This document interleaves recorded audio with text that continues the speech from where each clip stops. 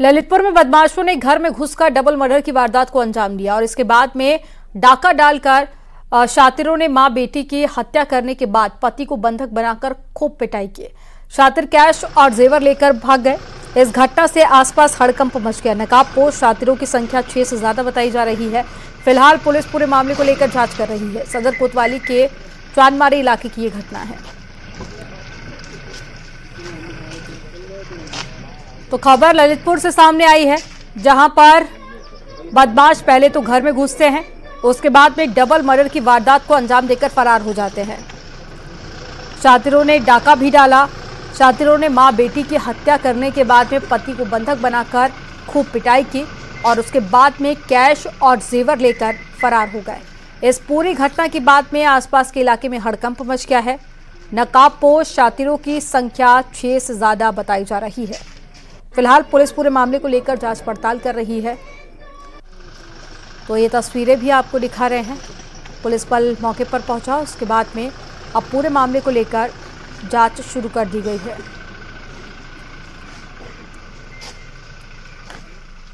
और ज्यादा जानकारी के साथ में संवाददाता अभय सिंह जुड़ गए हैं। अभय, डबल मर्डर को पहले अंजाम दिया गया, उसके बाद में कैश भी लेकर फरार हो गए हैं और जानकारी ये अभी तक सामने आई है कि 6 बदमाशों की संख्या थी और पुलिस की तरफ से जो जांच की गई है उसमें क्या कुछ सबूत हाथ लगे हैं और क्या जानकारी है?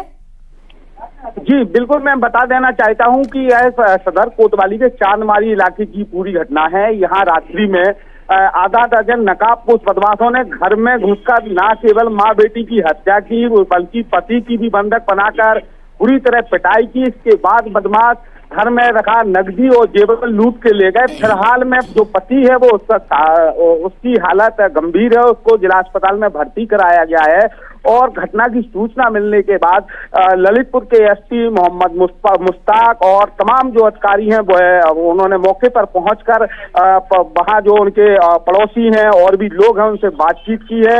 और पुलिस की फॉरेंसिक टीम भी जांच में जुट गई है। पुलिस जो सीमाएं हैं वहां अलर्ट कर दिया गया है, वहां चेकिंग की जा रही है और पुलिस इस मामले में आरोपियों की धरपकड़ हेतु जुट गई है। जी, तो जल्दी बड़ा खुलासे की बात भी पुलिस के द्वारा कही जा रही है। जानकारी साझा करने के लिए बहुत शुक्रिया अभय आपका।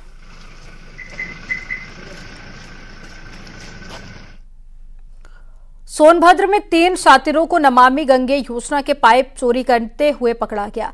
शातिर दिन दहाड़े 2 ट्रकों में क्रेन से पाइप लादकर ले जाने की कोशिश कर रहे थे। दोनों ट्रकों से करीब 56 पाइप बरामद किए गए हैं। ट्रक और क्रेन को कब्जे में लेकर पुलिस छानबीन में जुटी है। सरकार कोतवाली क्षेत्र के गंगुआर गांव का ये पूरा मामला है। आपको बता दें कि नमामि गंगे योजना केंद्र सरकार का ड्रीम प्रोजेक्ट है और इसी योजना के तहत में लोहे की पाइप बिछाई जा रही थी। और यहाँ पर एक ट्रक आप देखिए जहां पर 3 शातिर जो कि पाइप लेकर यहां से फरार होने की कोशिश कर रहे थे, लेकिन समय रहते इन्हें गिरफ्तार कर लिया गया।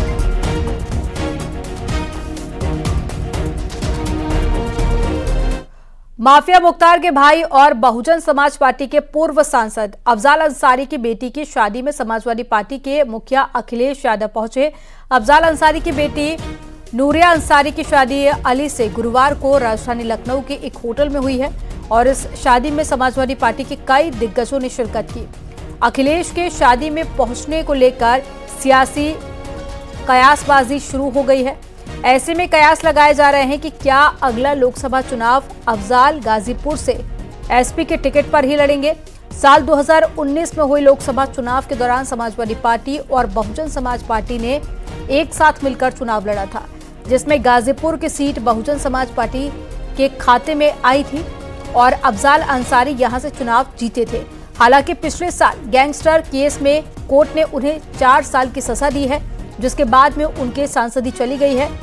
और इस पूरे मामले में अफजाल अंसारी को सुप्रीम कोर्ट से सशर्त जमानत भी मिली है और 30 जून तक हाई कोर्ट को इस मामले का निस्तारण के आदेश भी दिए गए हैं। अफजाल अंसारी माफिया मुख्तार के भाई हैं।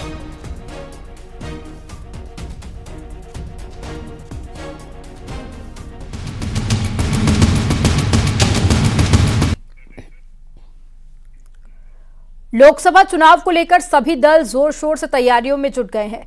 इसी को लेकर लखनऊ में अब समाजवादी पार्टी दफ्तर में बड़ी बैठक होगी। इस बैठक में एसपी के सभी जिला अध्यक्ष और महानगर अध्यक्ष शामिल होंगे। कयास लगाए जा रहे हैं कि लोकसभा चुनावों को लेकर बैठक में अखिलेश यादव पार्टी के नेताओं के साथ में चर्चा कर आगे की चुनावी रणनीति बनाएंगे।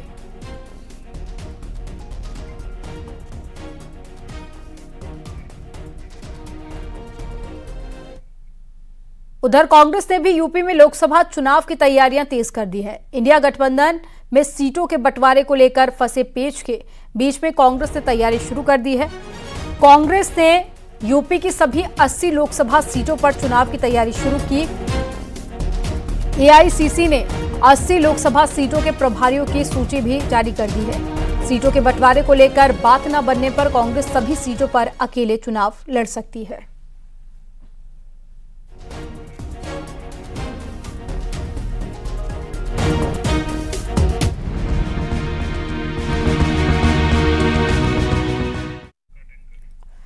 दिल्ली एनसीआर सहित पूरे उत्तर भारत में कड़ाके की ठंड पड़ रही है और ठंड से लोग परेशान हैं और ठिठुर भी रहे हैं। विजिबिलिटी काफी ज्यादा कम हो गई है। अधिकतम तापमान में गिरावट और पहाड़ों से आने वाली ठंडी हवाओं ने लोगों को परेशान कर रखा है। मौसम विभाग के मुताबिक अभी ऐसे ही मौसम बने रहने के आसार है। साथ ही बारिश की भी संभावना है। ऐसे में आने वाले समय में तापमान में और गिरावट देखने को मिल सकती है। शीतलहर अभी और जारी रहेगी। हम आपको नोएडा, आगरा और सीतापुर की ये 3 तस्वीरें दिखा रहे हैं जहां लोग ठंड से ठिठुर रहे हैं। वहीं आप देखिए कोहरे का कहर भी लगातार देखने को मिल रहा है। लोग अलाव का सहारा ले रहे हैं और लोग घर से बाहर निकलने से बचते हुए नजर आ रहे हैं। हालांकि एक्सपर्ट्स की तरफ से भी यही एडवाइस दी गई है कि अगर जरूरी नहीं है तो घर से बाहर ना निकलें।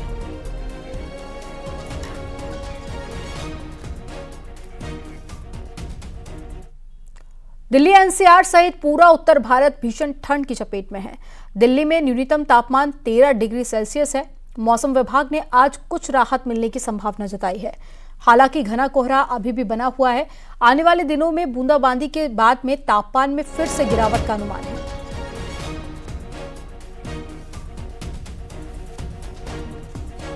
पूरा उत्तर भारत भीषण ठंड की चपेट में है। हालांकि मौसम विभाग ने आने वाले 2 दिनों के बाद ठंड से राहत की बात बताई है, लेकिन मौसम विभाग का कहना है कि घना कोहरा लगातार बरकरार रह सकता है। इन दिनों दिल्ली में शीतलहर का प्रकोप जारी है, जिसकी वजह से लोगों को बेहद परेशानी हो रही है। एक तरफ शीतलहर, दूसरी तरफ कोहरा, जिसकी वजह से लोग सड़कों पर भी कम निकल रहे हैं। इस वक्त हम दिल्ली के अक्षरधाम पर मौजूद हैं। अगर आप देखें तो आपको तस्वीरों में कोहरे की जो एक चादर है वो पूरी तरीके से नजर आएगी। सामने अक्षरधाम मंदिर है, लेकिन चारों तरफ कोहरा ही कोहरा नजर आएगा। शीतलहर के चलते दिल्ली वासियों को बेहद परेशानी हो रही है। हालांकि जगह जगह अलाव की व्यवस्था की गई है। जो दिल्ली वासी घरों के बाहर हैं उनको रैन बसेरे की हिदायत दी गई है। दिल्ली एनसीआर में सर्दी का सितम जारी है। नोएडा में आज न्यूनतम तापमान 8 डिग्री और अधिकतम तापमान 16 से 18 डिग्री के बीच में दर्ज किया गया है। बर्फीली हवाओं ने लोगों को परेशान कर रखा है। कोहरा और प्रदूषण के अटैक से भी लोग परेशान हैं। कोहरे के चलते विजिबिलिटी 200 मीटर के करीब है और मौसम विभाग के मुताबिक बारिश होने के आसार है, जिससे ठंड बढ़ने की भी आशंका है।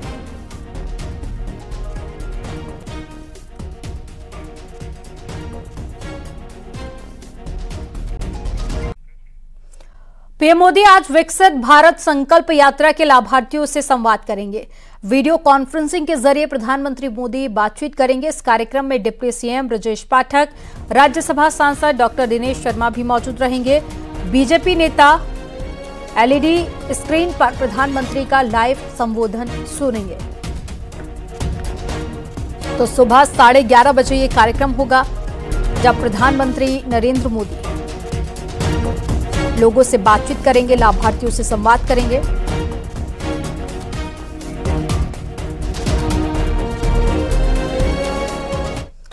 जयपुर में हुए डीजीपी कॉन्फ्रेंस में प्रधानमंत्री मोदी ने कहा कि पुलिस को डंडे के बजाय डेटा के साथ में काम करने की जरूरत है। पुलिस पीएम मोदी ने नागरिकों के बीच में पुलिस की सकारात्मक छवि को मजबूत करने की जरूरत पर भी बल दिया। साथ ही पीएम मोदी ने पुलिस और नागरिकों के बीच में संबंध को और बेहतर बनाने पर बल दिया।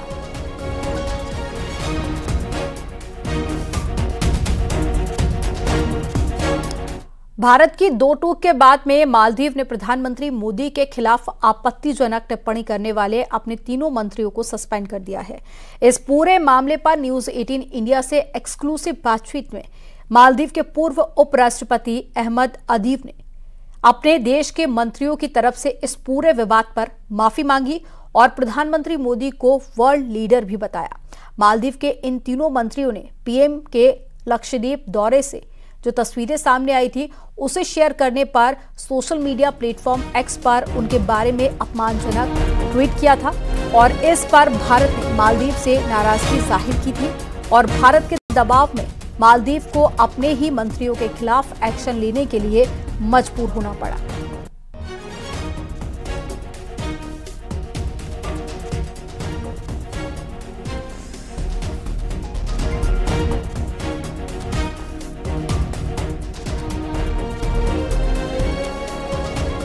नरेंद्र मोदी जी ने हमेशा भारत के लिए सोचा है, हमेशा कहा है कि भारत के अंदर में खूबसूरत जगह है, उनमें जाना चाहिए। लक्षद्वीप गए, करोड़ों लोगों में उत्साह आ गया कि हमें भी लक्षद्वीप जाना चाहिए। ये भी जानने को मिला है कि शायद मालदीव में कई लोग अजीब और गरीब बयान दे रहे हैं। ये वहां की मानसिकता और स्थिति को दर्शाता है। देखिए, जो भी हमारे स्टेट, हमारे मुल्क की, हमारी कंट्री के जो भी लीडरशिप कोई किसी बात को बाहर कहती है या उस पर कोई टिप्पणी कहीं से आती है तो उसको हम आगे नहीं बढ़ाते हैं, क्योंकि ये हमारा नेशनल इंटरेस्ट का और नेशनल प्रतिभा का सवाल है।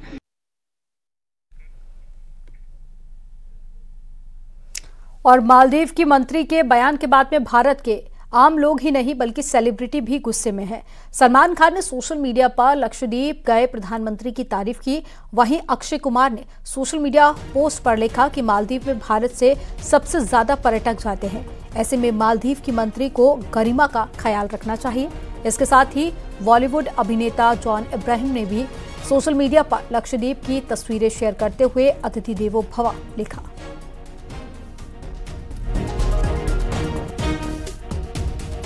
और इसे भी सलमान खान ने ट्वीट किया, लक्षद्वीप के सुंदर, स्वच्छ और आश्चर्यजनक समुद्र तटों पर हमारे माननीय प्रधानमंत्री नरेंद्र भाई मोदी को देखना बहुत अच्छा है और सबसे अच्छी बात यह है कि ये हमारे भारत में है।